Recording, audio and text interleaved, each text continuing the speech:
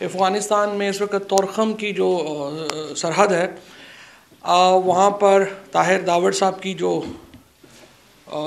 मैयत है वो पाकिस्तान के हवाले की जानी है। और अभी भी जब मैं आया हूँ कुछ सूरत हाल वाज़े नहीं है अभी कि क्या सिचुएशन है। मैंने इंतज़ार भी किया कि एक बात हो जाए ताकि आप लोगों से जब मैं बात करूं तो एक हतमी तौर के ऊपर कोई बात जो है वो मैं कर सकूं, जिसकी वजह से आपको इंतज़ार की भी ज़हमत करनी पड़ी। लेकिन अभी भी फ़िलहाल अभी कतई पोजीशन में नहीं हूं मैं, क्योंकि अभी पता नहीं चल रहा है। सुबह से तो अफ़गानिस्तान की जो पहले तो डिले किया गया, फिर उसके बाद ये इंसिस्टेंस कि वो एक हमारे एमएनए साहब को बॉडी देंगे और इस तरह नहीं देंगे। वहीं फ़ॉरेन ऑफिस और जो मुतल्लिका एजेंसीज़ हैं और शहरियार आफरीदी साहब भी जो हमारे इंटीरियर मिनिस्टर हैं, स्टेट मिनिस्टर फॉर इंटीरियर, वो भी वहाँ पर हैं। तो उससे जो ही तफसीलात मौसूल होती हैं तो वो मैं मामला जो है वो आपके सामने जो है वो रख पाऊँगा। पार्लिमान उस तरफ हो सकता है हमारे दरमियान ही कुछ डेवलपमेंट हो जाए और मुझे कुछ पता चल सके तो वो भी जो है वो मामला मैं सामने रख पाऊँगा। नहीं, अभी उसकी जो सिचुएशंस हैं उतनी वाज़े नहीं है कि जितने हतमी तौर के ऊपर कोई बात हो सके। अच्छा जी, सबसे पहले आज काबीना की मीटिंग हुई। कैबिनेट का जो सबसे पहला एजेंडा था वो 100 दिन का जो हमारा प्लान है, प्राइम मिनिस्टर साहब 29 तारीख को इंशाल्लाह इस्लामाबाद में वो जो 100 डेज़ के हमारे इनिशिएटिव्स हैं उसमें जो लैंडमार्क अचीवमेंट्स हमने की हैं, जो तय की हैं बातें, वो इंशाल्लाह ताला अवाम के सामने रखेंगे। इसमें नई लीगल पॉलिसी जो है वो शामिल है, एग्रीकल्चर का जो प्लान्स हैं वो शामिल हैं, इसमें एनवायरनमेंट के प्लान शामिल हैं, इसमें जो हमारे मैनेजमेंट है हमारे यहाँ आज एक बहुत बड़ा कदम उठाया गया है, उसकी तरफ भी मैं आऊँगा। और ओवरऑल जो हमारी इकॉनमी के ऊपर जिसके बहुत गहरे असरात मुरतब होंगे वो तमाम प्लान्स जो हैं वो आज शामिल हैं।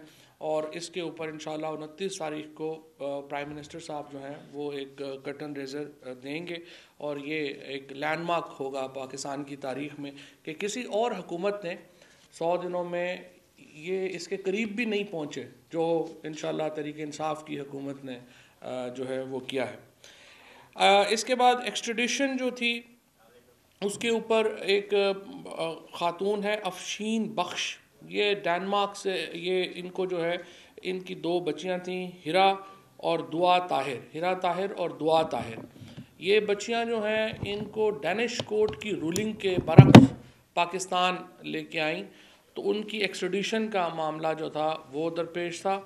लिहाजा उसको कैबिनेट ने गौर किया और हमने फ़ैसला किया है कि जिस तरह हम ये समझते हैं कि हमारी अदालतों के फ़ैसलों का एहतराम करने चाहिए बाहर की अदालतों को, उसी तरह से बाहर की अदालतों के फ़ैसलों का एहतराम जो है वो हम पर भी लाजम है।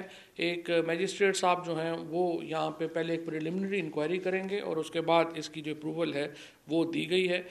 ये बच्चियाँ अदालत के फ़ैसले के ख़िलाफ़ डेनमार्क से पाकिस्तान बच्चों को जो है वो लाया गया था। अब उसका फ़ैसला ये करना है कि वो वापस जाएंगी या यहाँ पर रहेंगी। इसके साथ ही काबीना ने ये भी इसी ज़मन में मैं ये भी आपको बात बता दूं कि पहले ही काबीना का ये फ़ैसला था कि बैरून मुल्क जितने पाकिस्तानी प्रिजनर्स हैं उनके ऊपर प्राइम मिनिस्टर साहब का बहुत गहरा कंसर्न है। और हम समझते हैं कि जो भी पाकिस्तान के लोग बाहर मुख्तलिफ़ जेलों में कैद हैं उनको कानूनी मुआवनत देना, उनको उनके मफादात का ख्याल करना, ये पाकिस्तान की हुकूमत का फ़र्ज़ है, ताकि पाकिस्तान के शहरी बाहर हों तो उनको ये महसूस ना हो कि वो अकेले हैं या वो लावारिस हैं, उनको एहसास हो कि उनकी हुकूमत उनके पीछे खड़ी है। इसी ज़मन में डॉक्टर आफिया सदीकी की जो वापसी है उसके ऊपर हम कमिटेड हैं और इंशाल्लाह हम पूरी कोशिश अपने तौर के ऊपर करेंगे कि डॉक्टर आफिया जो हैं उनको पाकिस्तान जो है वो वापस लाया जा सके। इसके साथ जो हमारा कुछ जो है वो रूटीन के मामला थे, एनटीसी नेशनल टेक्नोलॉजी का बजट जो था उसको डेफर किया गया है, वो ईसीसी की अप्रूवल के बाद जो है वो दोबारा होगा। इसके साथ ये फैसला किया गया है कि जो प्रोक्योरमेंट है कंप्यूटर्स की या ई गवर्नेंस की तरफ जो हम बढ़ रहे हैं उसके लिए जो प्रोक्योरमेंट है वो पहले डिवॉल्व कर दी गई थी कि मिनिस्ट्रीज़ जो हैं वो अपनी अपनी जो ज़रूरियात हैं उनके मुताबिक ख़रीदेंगी। अब उसको सेंट्रलाइज कर दिया गया है और जो प्रोक्योरमेंट है कंप्यूटर्स की और ई गवर्नेंस की और इन तमाम मामलात की, वो अब जो है वो एक ही मद में होगी और इकट्ठे जो है वो ख़रीदे जाएंगे। इसके साथ साथ जो सबसे अहम डिस्कशन आज काबीना में, दो जो सबसे अहम डिस्कशन हुई, उनमें से पहली डिस्कशन जो है वो है सिक्योरिटी ऑफ टेन्योर फॉर, जो हमारे ब्यूरोक्रेट्स हैं उनके लिए सिक्योरिटी की, टेन्योर की सिक्योरिटी का मामला जो है वो ज़ेर बहस आया। इस पर बड़ी तफसील से बात हुई। इस वक्त एक तजवीज़ जो काबीना में पेश की गई है वो ये की गई है कि जो फेडरल सेक्रेटरी हैं उनको 6 महीने के लिए प्रोविजनल अपॉइंट किया जाएगा मिनिस्ट्रीज़ में, और 6 माह की अगर वो प्रोविजन जो उनका एक पीरियड है वो मुकम्मल कर लेते हैं तो फिर उनको मज़ीद 2.5 साल के लिए यानी 3 साल से पहले अपने ओहदे से नहीं हटाया जा सकेगा। ये एक तजवीज़ है और इसके ऊपर बहुत सीर हासिल बहस हुई। अनीता तोराब केस में पहले ही सुप्रीम कोर्ट ने मय्यज़ दिए हैं कि आपने जो ब्यूरोक्रेसी है उसको पॉलिटिकल इन्फ्लुएंस से बचाने के लिए क्या करना है। ख़ुद प्राइम मिनिस्टर साहब और पाकिस्तान तहरीक इंसाफ की हुकूमत का एक बड़ा वाज़े मौक़िफ़ इस बारे में रहा है कि जो ब्यूरोक्रेसी है उसको पॉलिटिकल इन्फ्लुएंस से बचाना अहम है, और इसके लिए हमने ये जो रिफॉर्म्स हैं उससे हम कमिटेड हैं। ये एक असूल है कि जो ब्यूरोक्रेट्स हैं उनकी जो तैनाती है उनकी परफॉर्मेंस के साथ साथ उनकी परफॉर्मेंस के साथ जुड़ी हुई हो, और ना कि ये कि उनकी जो उनके सियासी एक कह लीजिए कि इस्तेमाल इख्तियारात का उसके वो निशाना बने। लिहाजा इसके ऊपर एक बहुत तफसील से जो गुफ्तगू है वो हुई है, और अब फैसला उसके ऊपर ये किया गया है कि एक मिनिस्ट्रीज़, एक कैबिनेट कमेटी जो है वो इसके ऊपर बना दी गई है। इस कैबिनेट कमेटी की जो सरबराही है वो अरबाब शहजाद साहब करेंगे, जो कि एस्टैब्लिशमेंट पे एडवाइज़र हैं प्राइम मिनिस्टर साहब के।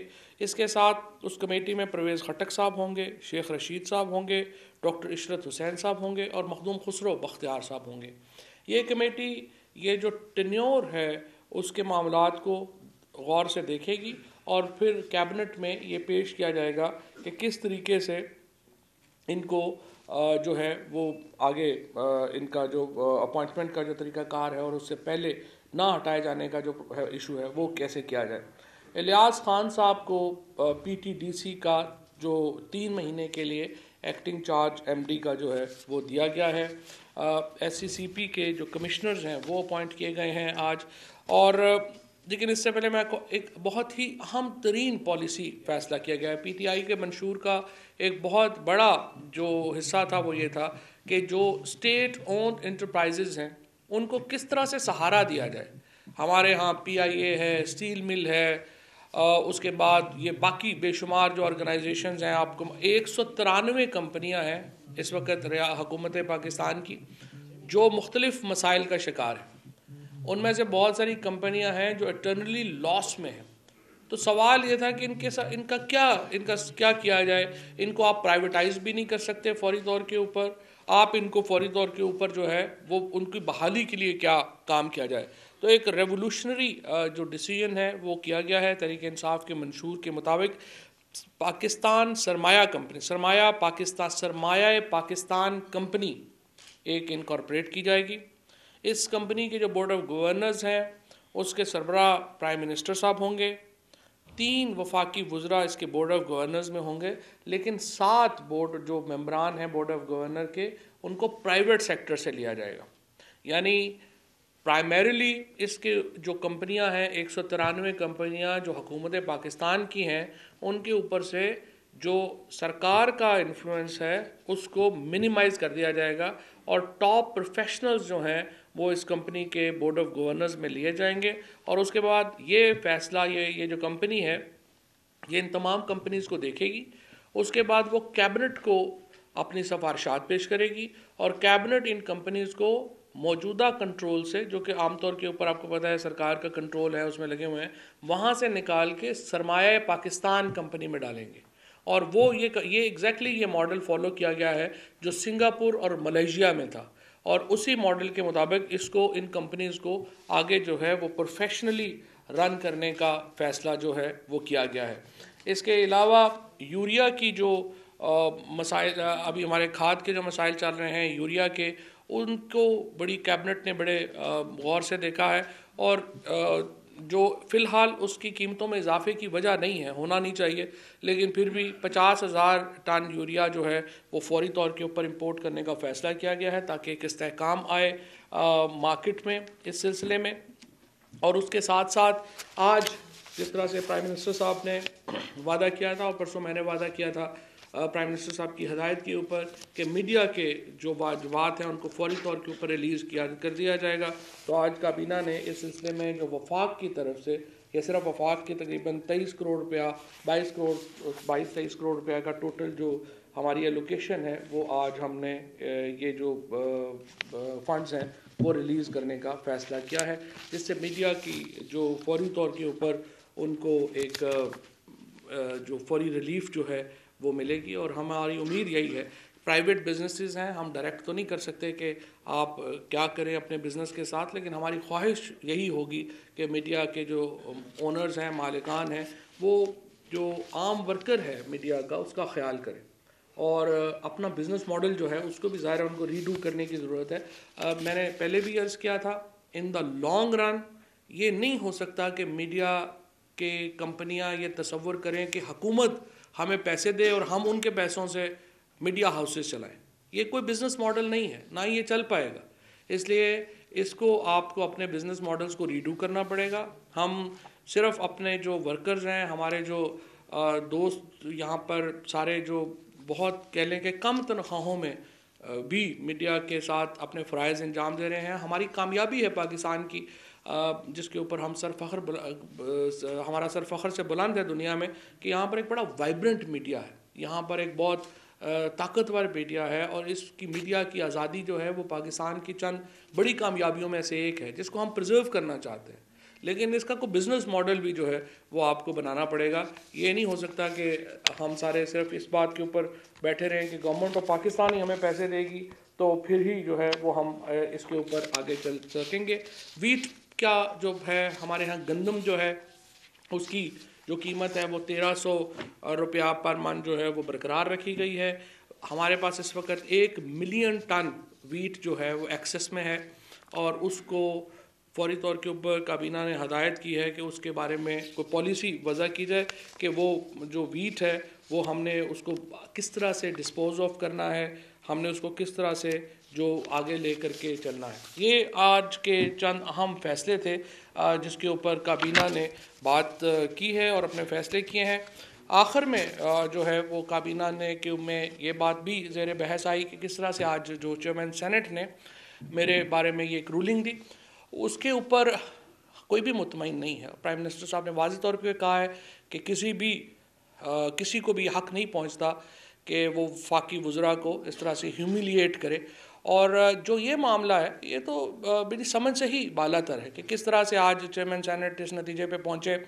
कल जो बात हुई, तमाम मीडिया ने आज रिपोर्ट की है, उसमें कौन सी बात गैर पार्लिमानी है? ये कहना कि आप, ये शुरू कैसे हुआ था मामला कि जो हमारे अचकज़ई साहब की पार्टी के हमारे सेनेटर्स हैं, दोस्त हैं, उन्होंने फरमाया कि बलूचिस्तान के साथ बहुत ज़्यादती हो रही है और बलूचिस्तान के जो फंड्स हैं वो उनको नहीं मिले।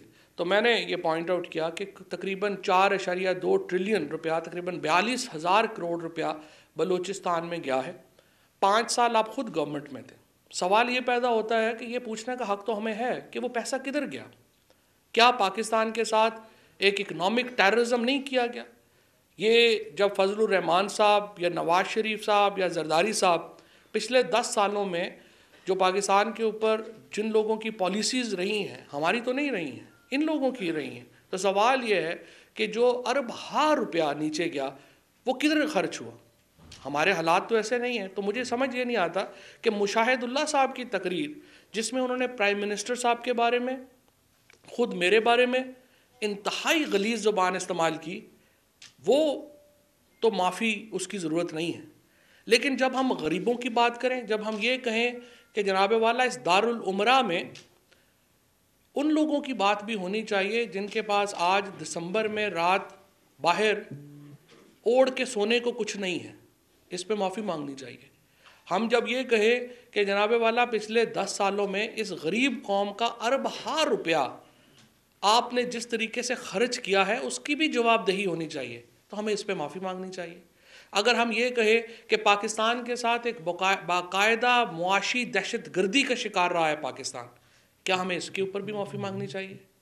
सब अगर आपने कल, और ये हमने तो नहीं कहा था, सारी अखबारों में रिपोर्ट हुआ किस तरह बाबा फरीद शकरगंज की ज़मीन भी ये लोग बेच के खा गए और चीफ मिनिस्टर के डायरेक्टरेट से बाबा फरीद शकरगंज की ज़मीन जो है वो तब्दील की गई। क्या हमें इसके ऊपर माफ़ी मांगनी चाहिए? मुझे आप बताइए कि इन ऐवानों का मकसद क्या रह जाएगा अगर आप यहाँ पर ये बात ही नहीं कर सकते कि जनाब यहाँ पर कुछ लोग हैं जिनका मजाज ख़राब हो जाता है अगर आप ये बात करें। अगर अपोजिशन जो है, जो आप इक़्तिदार में आते हैं तो फिर आप सवालों के जवाब भी देने के लिए आपको तैयार होना चाहिए। ये बात नहीं हो सकती कि आप इक़्तिदार में हों और उसके बाद आप ये कहें कि हमसे अगर आप ये सवाल भी पूछेंगे तो हम ऐवान नहीं चलने देंगे। ये मुझे इसके ऊपर जो है वो बड़ा समझिए कि अफसोस हुआ है और हमारी पूरी काबीना को इसके ऊपर जो है अफसोस हुआ है। प्राइम मिनिस्टर साहब ने इसके ऊपर ये बात रेज़ की है, परवेज़ खट्टक साहब के ज़िम्मे लगाया गया है कि इसके ऊपर आप देखें, वरना हम अपनी स्ट्रेटजी बनाएंगे। ज़रूरी नहीं है कि हमने वफाकी काबीना जो है वो भी, हम भी सेनेट में जाने से, अगर सेनेट समझती है कि वफाकी काबीना के बगैर उनका बिज़नेस स्मूथ चलता है तो ये फिर चेयरमैन सेनेट की अपनी एक चॉइस है। मैं यही अर्ज़ कर रहा हूँ कि इस बात पे माफ़ी मांगनी चाहिए हमें कि हमने वहाँ पे ये क्यों कहा कि गरीबों के पैसे किधर लगे। हमने ये कहा कि इसके ऊपर हमें बिल्कुल माफ़ी मांगनी चाहिए कि ये जो 4.2 ट्रिलियन रुपया जो बलूचिस्तान में गया, इसका पूछना वाकई बहुत बड़ा जुर्म है कि ये किधर गया। ये पूछना वाकई ही बहुत बड़ा जुर्म है कि पिछले 10 सालों में जो इकनॉमिक टेररिज्म पाकिस्तान के साथ हुआ उसका कौन ज़िम्मेदार है। ये पूछना वाकई ही बहुत बड़ी माफ़ी के लायक है। और ये जो लोग हमारे दोस्त जो दारुल उमरा में बैठे हैं उनको थोड़ा सा अपने बाहर के लोगों का ख्याल करना है। ये नहीं है कि आप कुर्सी पे जिन लोगों की वजह, और फिर जाहिर है चेयरमैन सेनेट साहब जो हैं, मैं इलेक्ट होके आया हूँ, मुझे लाखों लोगों ने वोट दिए हैं। चेयरमैन सेनेट साहब तो इलेक्ट होके नहीं आए हैं, वो तो सेनेट के इनडायरेक्ट एक इलेक्शन के नतीजे में बने हैं और जाहिर है उसके ऊपर वो बात जो है वो की जा सकती है, जो अभी मैं बात नहीं करना चाहता। लेकिन इस रवैये के ऊपर पूरी हुकूमत को हमें बहुत अफसोस है और इसको चाहिए उन्हें कि अगर वो एक इक्विलिब्रियम नहीं ला सकते, अगर वो तवाज़ुन नहीं ला सकते, तो फिर हुकूमत को भी सोचना पड़ेगा कि हम अपनी क्या इस सिलसिले में, हमारी क्या इसमें हिकमत अमली होगी। ये परवेज़ खट्टक साहब ने चूँकि ये ज़िम्मेदारी ली है, परवेज़ खट्टक साहब इसके ऊपर ज़्यादा बेहतर जो है वो बात करके आगे चल सकेंगे, वरना इस तरह से मामला नहीं चल सकता। शुक्रिया जी। बिल्कुल आपने ठीक कहा, आपके मैनिफेस्टो में था जो ये कंपनी बनाने जा रहे हैं आप, और ये रिफॉर्म भी बहुत बड़ा रिफॉर्म है। तो मैनिफेस्टो में था कि ये जो 193-98 कंपनियां हैं, ये रियासत के जो सरबराह हैं, प्रेसिडेंट, उनके शेयर उनके नाम जाएंगे, इस तरह का पूरा वो लिखा हुआ है इसमें सिस्टम में। अभी जो तरीका है ये कौन से लॉ के तहत, कौन सी शीट के तहत ये कंपनी बनेगी और इसको कब तक ये इम्प्लीमेंट होगा, कब तक ये सारे इदारे जो है मिनिस्ट्रीज के कंट्रोल से जाएंगे, जिस तरह आपकी मिनिस्ट्री के कंट्रोल में पीडीपी है, रेडियो एसीपी और दीगर इदारे, ये सारे कंट्रोल पे जाएंगे। तो ये कब तक अपनी जवाब बनाएंगे और मिनिस्ट्रियों का रोल क्या होगा इन कंपनियों के हवाले से, मिनिस्टर्स का, सेक्रेटरीज का और बाकी जो? बिल्कुल सही बात। जो पॉलिसी मेकिंग है वो तो मिनिस्ट्री के पास ही रहेगी, लेकिन जिस तरह से मैंने आपको अर्ज़ किया कि जो बुनियादी मसला है वो ये है कि आप तकरीबन 16 करोड़ रुपया रोज़ाना का नुकसान कर रहे हैं हम चंद बड़ी कंपनियों में भी। 193 कंपनीज़ का ओवरऑल तो ऑब्जेक्टिव अभी बनाना है और उसमें क्या कितना टाइम लगता है, जो एग्जैक्ट टाइम है फ्रैंकली आज चूँकि मैंने पूछा नहीं असद उमर साहब से कि इसके ऊपर कितना टाइम लगेगा, लेकिन इसके ऊपर जो लॉ डिपार्टमेंट है उसकी ओपिनियन आई है और ये कंपनी बनेगी जैसे स्टैट्यूटरी कंपनीज बनती हैं, उसी तरह कंपनी एक्ट के तहत स्टैट्यूटरी कंपनी बनेगी। मिस्टर साहब, साबिक सदर और पीपल्स पार्टी के को चेयरमैन आसिफ अली जरदारी के स्टेटमेंट सामने आई है कि इस मुल्क को सिर्फ सियासतदान ही चला सकते हैं, ताकतों को जल्द पता चल जाएगा। उनका किस तरह इशारा है, क्या मैसेज देने की कोशिश की गई है, आप इस बारे में क्या देखेंगे? बिल्कुल, सियासतदान ही मुल्क चलाते हैं और सियासतदान ही मुल्क बर्बाद भी करते हैं, इसमें कोई शुबा नहीं। हमने देखा है किस तरह से 10 सालों में हुकूमत चलाई गई है, हमने देखा है किस तरह से सियासतदानों के ऊपर से लोगों का एतबार ही ख़त्म कर दिया गया है। अब तो लोग कहते हैं कि फ़लानी अगर आपने बात की है तो ये सियासी नारा है, यानी इतनी माशाल्लाह अच्छी सियासत की गई है कि सियासी बात करने को या सियासी नारा कहने को लोग वैसे झूठ समझ रहे हैं हमारे यहाँ। इसका वक़ार बहाल करने के लिए तहरीक इंसाफ कोशां है, और इमरान खान की जो फ़र्क है बाकी हमारी लीडरशिप में और इमरान खान में, वो यही फ़र्क है कि इमरान खान जब वो बात करते हैं तो उनकी बात को, उनकी सियासी बात को एक मुस्बत अंदाज में लिया जाता है, और पता होता है कि वो आदमी जो बात कर रहा है वो सच्ची बात कर रहा है, और जो ये बात करते हैं वो भी लोगों के सामने।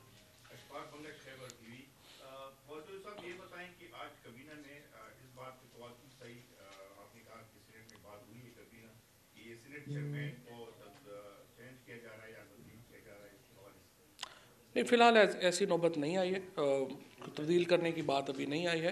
परवेज़ खटक साहब को जिम्मेदारी सौंपी है, देखते हैं क्या करें। ये बताइएगा कि एसपी साहब इस्लामाबाद से जो है उनको ले जाया गया वाया जेलों, मियांवाली, मजनू और अफगानिस्तान, इतनी सारी चेक पोस्ट, सही। सिक्योरिटी, इस पर कोई बात भी करनी था सिक्योरिटी क्लैम्स पर? देखें, बात यह है, जब हम बात करते हैं तो बाद में माफ़ी मांगनी पड़ती है। 1600 कैमरे लगाए हैं इन्होंने सेफ सिटी इस्लामाबाद के नाम के ऊपर। 1600 में से जो 600 कैमरे हैं वो फंक्शनली नहीं है। बाकी जो 800 कैमरे हैं उनकी हालत यह है कि ना वो नंबर प्लेट पढ़ सकते हैं, ना वो शक्ल पहचान सकते हैं। और आपको पता है कि तकरीबन 160 अरब रुपए का ये तकरीबन प्रोजेक्ट था। 160 करोड़ का, 160 मिलियन या समथिंग लाइक दैट। मुझे एग्जैक्ट फिगर नहीं पता इसकी। अब आप अंदाज़ा लगा, एग्जैक्ट फिगर भी चेक कर लूँगा। मुझे आप सिर्फ ये बताइए, जब हम पॉइंट आउट करते हैं कि यार ये आपने इस तरह से यहाँ पे जो है वो आपने काम किए हैं, जब आप पॉइंट आउट करें कि ये आपने इस तरीके से यहाँ पर ये काम आपने किए हैं, उस वक़्त तौहीन हो जाती है। उस वक़्त खड़े हो जाते हैं कि जी आप माफ़ी मांग लें, और बड़ा जनाब ये ऐवान का तकद्दुस पामाल हो गया है। अवाम का तकद्दुस नहीं यहाँ पामाल होता, ऐवान का तकद्दुस यहाँ रोज़ पामाल होता है। मुझे तो समझ नहीं आती कि कैसे आप इस मुल्क में जो है वो हम बात करेंगे, कैसे आगे चलेंगे कि जहाँ अवाम के तकद्दुस की कोई परवाही नहीं है, ऐवान का तकद्दुस जो है वो सर के ऊपर है। तो हम ऐवान का तकद्दुस का भी एहतराम है, लेकिन ये जिस तरीके से यहाँ लूट मार मची है, जो अजाब यहाँ पे आए हैं, उसको भी देखने की ज़रूरत है। और बिल्कुल आपने सही पॉइंट आउट किया कि किस तरह से जो यहाँ इस्लामाबाद से निकले और वो जेलम से मियांवाली और फिर जो है वो आगे चले गए, इसमें ऊपर सवालात हैं बिल्कुल, और इसका जवाब होगा। ये बताएं कि पार्लियामेंट के अंदर इसी तरह गर्म माहौल चलता रहेगा या हुकूमत जाएगी इसको ठंडा करने की कोशिश की जाएगी हुकूमत की तरफ से? देखिए, हुकूमत की तरफ से तो मसला क्या है, हुकूमत ने क्या कहा है जिसके ऊपर शोर मचाएं? आप खुद फैसला कर लें। अगर हमने करप्शन के ऊपर बात नहीं करनी है, अगर मिल मिला के चलना है तो मिल मिला के चलते हैं, हमारा तो कोई इशू नहीं।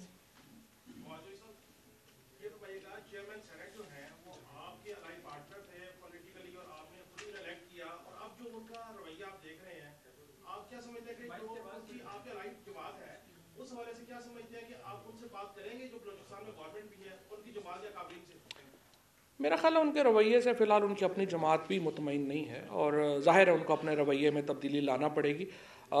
हम अभी जवाब तो मैं नहीं देना चाहता, अभी बहुत सारी बातें हैं जो मैं नहीं करना चाहता। सो लेट परवेज़ खटक साहब ज़रा बात कर लें, फिर नहीं बात करेंगे फिर बात कर लेंगे।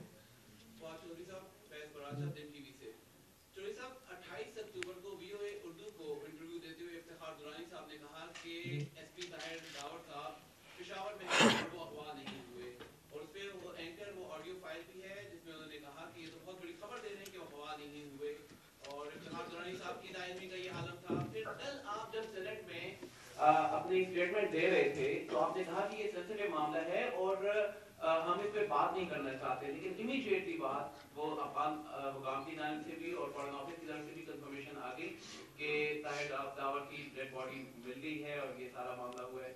और फिर आज जब शहरियार अफरीदी साहब ये बता रहे थे तो उन्होंने ये तो कह दिया कि 1800 कैमरे लगे लेकिन नाकारा हैं। तो अब ये बताइए कि इल्जामात के बाद इसको 19 दिन हुए हैं, एसपी ताहिर शाह पे गवर्नमेंट ने जब तक अफगान हुकाम से और वो सोशल मीडिया पे तस्वीरें आई हैं, गवर्नमेंट की तरफ से कोई एक्शन या कोई स्टेटमेंट नहीं आ रही थी। तो अब आप बताइए कि इन दिनों में या इसको मंजर के अंजाम तक कैसे पहुंचाया जाएगा? और 1800 कैमरे वो हुए हैं तो बजाय इसके कि जिन लोगों ने लगाए हैं उनके खिलाफ इंक्वायरी करके उनको फिर कोर्ट में लेकर जाएंगे, मतलब अगर आप इंक्वायरी करें, उनको कोर्ट में लेके जाएं, तो फिर आपको माफ़ी मांगनी पड़ती है ना, तो इसलिए एहतियात करनी पड़ती है। अच्छा, दूसरी बात आपने बिल्कुल दुरुस्त की है, 19 दिन हो गए। बात यह है कि इस तरह के केसेस में आप कोशिश ये करते हैं कि जो एक्टिविटी हो रही है उसको पब्लिक ना किया जाए। क्यों पब्लिक ना किया जाए? कि अगवा को जो जिन्होंने अगवा किया है उन तक ही इतलात तो नहीं ना पहुंचानी। एक पूरी कोशिश कर रहे थे, एक पूरी जब से ये हुआ, और जो ताहिर दावड़ है वो पाकिस्तान के बेटे हैं, जो उनकी खिदमात हैं पाकिस्तान के लिए वो तो सबके सामने हैं। उनके इससे पहले उनके जो भाई हैं, बहू हैं, उनको निशाना बनाया गया। वो एक पाकिस्तान की जो हमारी पुलिस है उसके एक बहुत कह लीजिए कि काबिल एहतराम सपूत थे। और आज काबीना ने इस सारे मामले के ऊपर भी बहुत कंसर्न का इजहार भी किया है, और पूरी जो फैमिली है, पूरा पाकिस्तान उनके साथ खड़ा है। लेकिन जो इक़दामात हैं वो किए थे और पूरी एक चेन बनी थी। लेकिन अब ये जो मामला है, अब तो इस पर देखना पड़ेगा कि ये अफ़गानिस्तान पहुँचे हैं, और अफ़गानिस्तान जिस तरीके से फिर रिएक्शन आया है अफ़गानिस्तान का, उससे भी कई सवालिया निशान खड़े हुए हैं। सो इसकी एक आज प्राइम मिनिस्टर साहब ने भी जिस तरह से सुबह एक पूरी जो है इसके ऊपर डिटेल्ड रिपोर्ट जो है वो मांगी है मुतल्लिका हुकाम से और सूबाई हुकाम से, तो इस मामले की तह तक पहुँचेंगे इंशाअल्लाह ताला, और फिर जो किरदार है उनको सामने लाएंगे।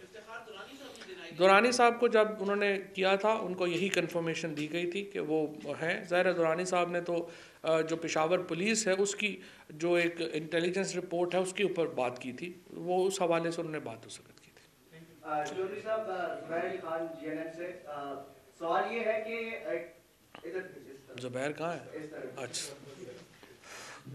जो कायमा कमेटियां हैं कौमी असम्बली की, आईनी ज़रूरत है, और पब्लिक अकाउंट्स कमेटी की वजह से तमाम कायमा कमेटियां जो है अभी तक तश्कील नहीं दे पाई, और अपोजिशन और हुकूमत के दरमियान जो डेडलॉक है वो अभी तक बरकरार है। क्या अब हुकूमत अपोजिशन के बाइकआउट के बावजूद कायमा कमेटियां तश्कील देगी, या एक बार फिर अपोजिशन के साथ जो है वो मुज़ाकरात का सिलसिला शुरू होगा? हम ओपन है मुज़ाकरात के लिए। देखिए, अपोजिशन की डिमांड क्या है? पहली बात, अपोजिशन ने पहले दिन आके कहा इंतखाबात के ऊपर आप कमेटी बना दें। हमने 48 घंटों में जब सेशन शुरू हुआ कमेटी बना दी। यही काम करने के लिए पीटीआई को 4 साल लगे थे। हमने कहा कि ये बना दें। उसके बाद बात आ गई, उन्होंने कहा जी नैब के कवानीन में तब्दीली चाहिए और होनी चाहिए। नैब के कवानीन में तब्दीली के ऊपर बातचीत हो रही है, और जो लॉ मिनिस्टर साहब हैं वो इसको हेड कर रहे हैं, स्पेयर हेड कर रहे हैं। अब कोई बात हमारी भी तो माननी चाहिए या नहीं माननी चाहिए? हम क्या रिक्वेस्ट कर रहे हैं? हम सिर्फ ये रिक्वेस्ट कर रहे हैं कि बिल्कुल सही बात है, आपके जो प्रोजेक्ट्स हैं, जो नवाज शरीफ साहब के प्रोजेक्ट्स हैं, उनके ऊपर ऑडिट करना हमारा हक है। हम अपोजिशन है आपकी। जब हमारा प्रोजेक्ट पहला शुरू होगा, आप उसके ऊपर जो है वो अपनी बना दें, चाहे बिलावल साहब चेयरमैन बन जाएं, चाहे कोई और बन जाए, और वो आए और वो अपनी उसके ऊपर जो है वो ऑडिट कर ले। ये उनकी जो डिमांड है, यही गैर इखलाकी डिमांड है। किस तरह से आप कहें कि नवाज शरीफ साहब के जो प्रोजेक्ट्स हैं उनको शहबाज शरीफ साहब ऑडिट कर लें? कौन पाकिस्तान में ये बात मानेगा? ये तो इमोरल डिमांड है अपोजिशन की। और हम सिर्फ एक जो बात कर रहे हैं, हम ये कह रहे हैं कि जिस दिन हमारा पहला प्रोजेक्ट आएगा उस दिन आप अपना चेयरमैन लगा लें।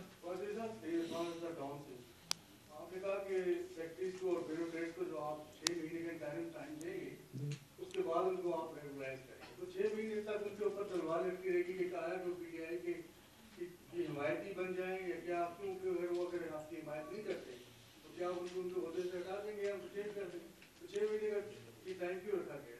देखिए, बात यह है कि एक पॉलिटिकल ओवरसाइट है। अभी ये 6 महीने का भी मुझे नहीं पता। मैंने आपको बताया था कि ये तजवीज़ आई है और इसके ऊपर कैबिनेट कमेटी जो है वो बैठेगी और वो इसके ऊपर एक फाइनलाइज करेगी। हम ये कानून में तब्दीली की बात कर रहे हैं कि आप ये सिक्योरिटी दे दें उनको, जो अफसरान हैं, कि उनको ओहदों से ना हटाया जाए। जहाँ तक आपने बात की है कि 6 महीने तक वो पीटीआई के हो जाएंगे, नहीं।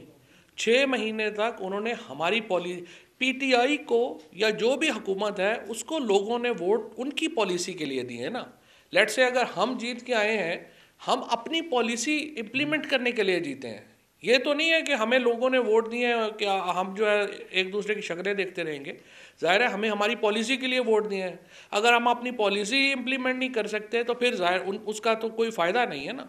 सो ब्यूरोक्रेसी जो है वो टूल है हुकूमत के अपनी पॉलिसी इम्प्लीमेंट करने का। ब्यूरोक्रेसी पॉलिसीज़ नहीं बनाती, पॉलिसीज़ तो जो पॉलिटिकल पार्टी जो जीत के आई होती है पॉलिसीज़ वो बनाती है, इम्प्लीमेंटेशन जो है वो ब्यूरोक्रेसी ने करनी है। लिहाजा एक बैलेंस जो है वो चाहिए है इस सिस्टम के लिए, और उसी को लेकर के हम आगे बढ़ेंगे। और ये भी जो हम कोशिश करें, और इसके साथ ये भी मैं आपको बता दूं कि ये जो ब्यूरोक्रेटिक रिफॉर्म्स की ये पहली किस्त है। इसके बाद ब्यूरोक्रेटिक रिफॉर्म्स की जो एक मुकम्मल एक सिविल सर्विस रिफॉर्म्स की एक मुकम्मल और जामे जो इनपुट है वो इंशाल्लाह 29 के बाद आपके सामने फेजेस में आती रहेगी। अपॉइंटमेंट्स का क्या तरीकाकार है, तरक्की का क्या तरीकाकार है, क्योंकि अभी तो आप देखें कि जिस भी महकमे को, जिस चीज़ को भी आप हाथ लगाएं वो गला सड़ा है, उसके अंदर कोई जान ही नहीं है हमारे जो सिविल महकमे हैं उनमें, इसलिए उनको पूरे करने की ज़रूरत है। सर सबसे पहले तो RIUG की तरफ से हम आपका बहुत शुक्रिया अदा करते हैं जो काबीना ने ये फैसला किया है। हमारी ये भी गुजारिश थी सर कि PID को और कैमरा को कम से कम पाबंद किया जाए कि ये जब ये पेमेंट देने लगे तो सैलरीज को देख लें। अरबों रुपये आपने पहले भी दिए हैं सर, और वर्कर की सूरत आप नहीं करती है। दूसरी सर गुजारिश ये है कि PID में जो आग लगी थी क्या उसकी कोई इंक्वायरी रिपोर्ट सामने आई है सर, और क्या आप तक पेश रखते हैं? Thank you. जो PID में रिपोर्ट आग लगी थी अभी तक फ्रैंकली उसकी इंक्वायरी रिपोर्ट मेरे तक नहीं पहुंची, लेकिन ये बात तय है कि उसमें रिकॉर्ड वगैरह बिल्कुल जो है वो महफूज था। उसमें जो एग्जेक्टिव ब्लॉक था, जो एग्जेक्टिव ब्लॉक था वो उसको नुकसान पहुंचा है, लेकिन उसकी जो रिकॉर्ड वगैरह है उसको कोई नुकसान नहीं। मिनिस्टर साहब, आपने मामूली सा तस्करा किया डॉक्टर आफिस सिद्दीकी का। मेरा आपसे ये सवाल ये है कि डॉक्टर आफिस सिद्दीकी की अमेरिका से वापसी के लिए इक़दाम क्या होंगे? कि ऐसा तो नहीं है कि शकील अफरीदी के एवज आप डॉक्टर आफिस सिद्दीकी को वापस लेंगे? मेरा ख्याल है फॉरेन ऑफिस इस पे अपनी पोजीशन पहले ही वाजे कर चुका। ठीक है जी, शुक्रिया।